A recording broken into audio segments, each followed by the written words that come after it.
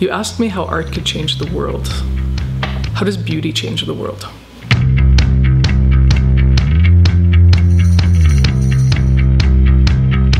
Hi, I'm Tyler with Social Made Local, and today we're gonna go explore Skullback Studios. Monique and Shayne are gonna show us around this beautiful and amazing property just a little outside of Saskatoon.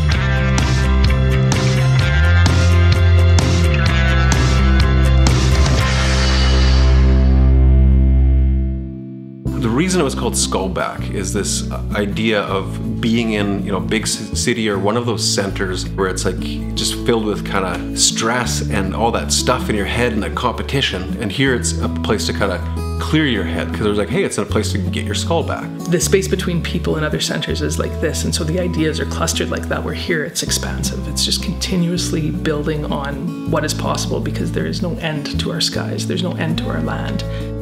The pace here is definitely a cycle. The birds come in, the flowers come in, the leaves come in, the crops come in, the ideas come in. It's all beginnings, middle, endings, beginnings, middle, and endings. So it's this cycle of growth and this cycle of rebirth and this cycle of decay. The landscape is unique to, I think, most of what you see in Saskatchewan. With the river valley, it's really open and quiet. And I'm kind of a fan of just old stuff. Like our studio is like a 100-year-old church that was going to be pretty much demolished if we didn't, bring this building that we're sitting in.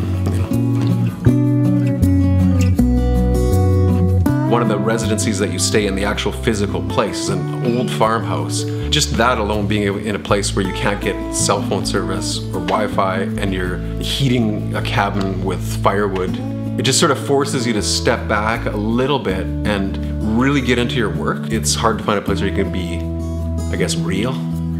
I know as a kid, it was the one thing that I was looking for, was this kind of way out. And coming back and deciding to settle in Saskatchewan, I'm looking for a way in so that our future generations don't have to leave. We've got people coming in from outside they're bringing their ways of being into our province, and it's shifting the dynamic and shifting kind of the face of what we're after here. We're on par with what the rest of the world is doing, but we do it our own way. You asked me how art could change the world. How does beauty change the world?